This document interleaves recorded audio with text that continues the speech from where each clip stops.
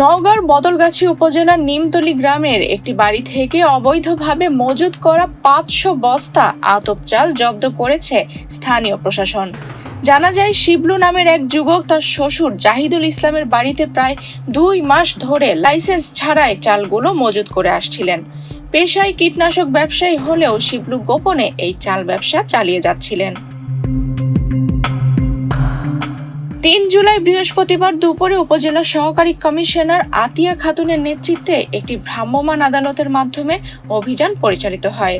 সেই অভিযানে এই 500 বস্তা আতপ চাল জব্দ করা হয়।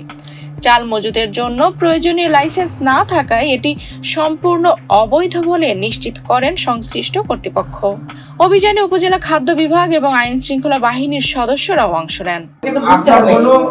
আপনি যেটা করছেন, প্রথম কাজ হলো লাইসেন্স করবেন। লাইসেন্স ছাড়া চালের স্টক করছেন। আমাদের বলা অনুযায়ী যে চাল, ধান, গম যেটা স্টক করবেন, খাদ্য শস্য ব্যবসায়ী লাইসেন্স লাগবে, যেটা খাদ্য বিভাগ ইস্যু করে। ট্রেড লাইসেন্স আলাদা সেক্টর, কিন্তু খাদ্য শস্যের লাইসেন্স ছাড়া আপনি স্টক করতে পারবেন, আমি ব্যবসা করতে পারি। সেই হিসেবে এটা তো আপনার একটা না আমাকে উত্তর দিন। তাহলে খাদ্য শস্যের লাইসেন্স ছাড়া আপনি চাল স্টক করতে পারবেন না। এক্ষেত্রে আপনি কাজটা সঠিক করছেন।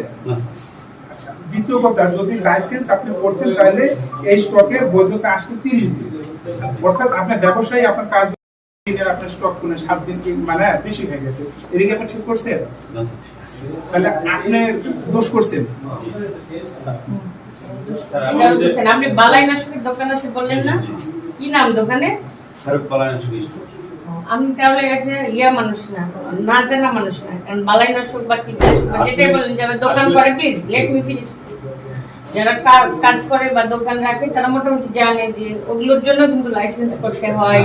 সেটা হচ্ছে কোন কোন জিনিস রাখতে পারবেন। আমরা প্রতিনিয়ত বিভিন্ন কীটনাশক নিয়ে যারা কাজ করে রিপ্রেজেন্টেটিভ আসে, আপনাদের কৃষি সম্প্রসারণ অধিদপ্তর থেকে লোকজন আসে, আপনারা কনভারসেশন হয়, আলাপ আলোচনায়, কথাবার্তায়, মানে আপনি জানা মানুষ। হ্যাঁ, একদমই যে না জানা মানুষ সেটা না।